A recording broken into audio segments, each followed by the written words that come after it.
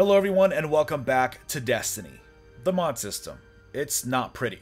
Not only are the mods not that useful or exciting, they can actually give you a massive headache, no thanks to the lack of any useful organization. Now, mods are headed towards major improvements promised to us in the new year, and here's to hoping for a major overhaul. Until then, we may have to make the best of the situation. Mods are important for your power climb and to achieve max power. However, if used correctly, they can provide some noticeable benefits. I finally decided to sit down and just figure it all out, and I think I did.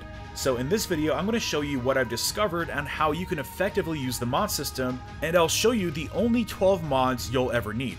Let's jump in and break it all down.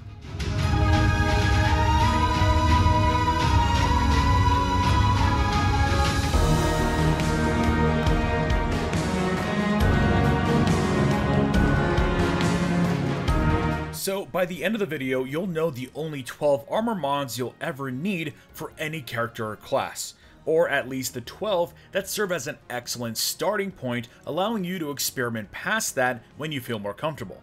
So let's quickly lay out the requirements and goals for this setup.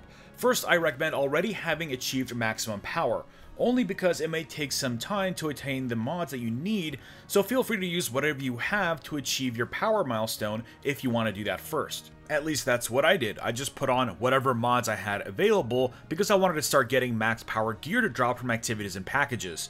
If you want to know how to get a ton of max power gear or how to achieve max power in the first place, I'll leave links to those guides down below. So work on one set of armor, and then once you achieve max power, then you can start to replace the mods that are on there or simply start building a second set. Anyways, here are the goals for the setup. At least these are my goals, and it's not a bad place to start.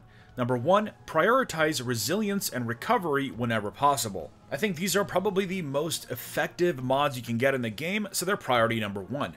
Number 2 is to achieve a perfect set of armor for each of your subclasses. I personally strive to achieve a perfect set of armor for each subclass so I can switch in and out of them whenever I switch subclasses. It just makes it a little bit easier. It also helps you hyper specialize in that subclass and get the most out of it.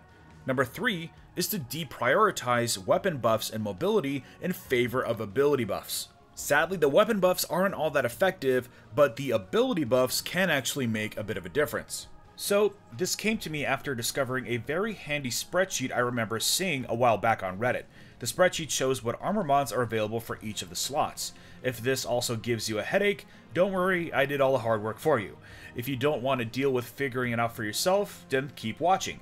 If you want to jump in for yourself, I'll leave a link to it down below. Definitely check it out. You may want to explore it and build a different set for each activity. Maybe a PvP set, a patrol set, and then a raid set. Huge shout out to fellow YouTuber Dado for putting this together. So again, this is just how I'm doing it. One armor set for each subclass. Also, if you have any alternatives that you think work better, go ahead and leave them in the comments. Again, the build I'm about to show you is really just a fantastic starting point.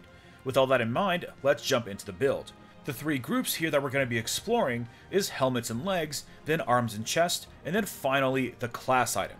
So first I looked at resilience and recovery. The good news is that I discovered that with the exception of the class item, which we'll touch on in a minute, the mods for these are found in helmets and legs. Armor is only found on helmet mods, and recovery only on the leg mods. So that makes up our first group.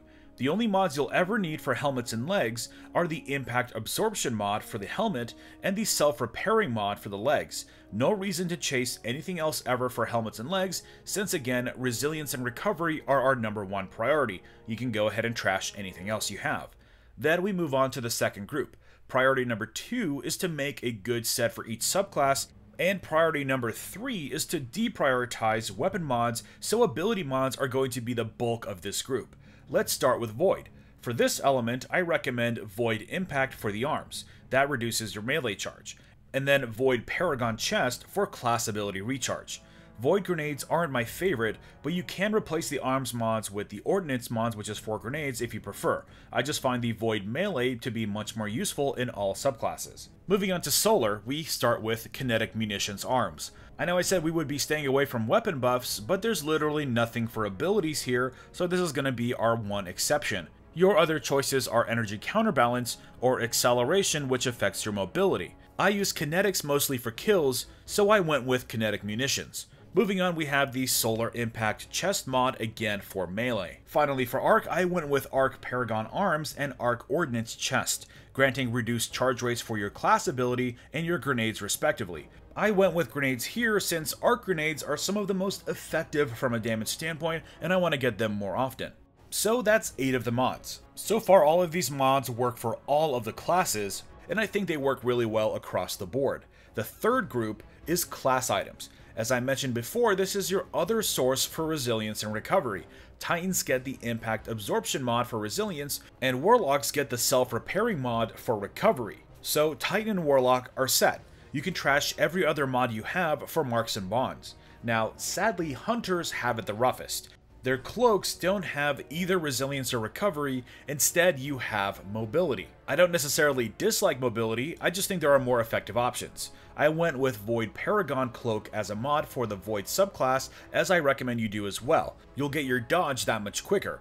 Dodging is really useful for Night Stalkers, especially on the bottom tree. For Gunslinger and Arcstrider, I went with Kinetic Counterbalance Cloak, again favoring kinetic buffs over energy buffs. And that's it. That brings our total to 12. Again, this is what I recommend as a starting point. If you don't have the desire or will to figure out for yourself, there you go.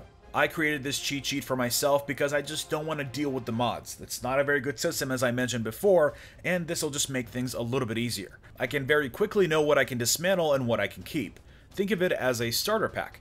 Over time, I recommend checking out the spreadsheet on your own just to see if there's a mod replacement that better fits your playstyle. The mods I picked are the most balanced for all activities. I'm mainly a PvE player, so my picks are weighted towards what's best for nightfalls and raids. Anyways, I hope that gives you a bit of direction if you were as lost in the mod system as I was. Again, hopefully we'll see a huge revamp in the new year, but we'll just have to wait and see what that looks like. Another quick tip, if you are watching this before the release of Curse of Osiris, don't delete all of your stuff yet. Do what I did here and hold the stuff you want to keep in your vault and keep the stuff you want to delete in your inventory. That way, come Tuesday, one of the big changes coming in Update 1.1 is the potential chance of getting a mod component when dismantling a rare mod. So again, I recommend holding on to them until Tuesday. Aside from that, be sure to drop a like if you found this video useful and subscribe for more Destiny content.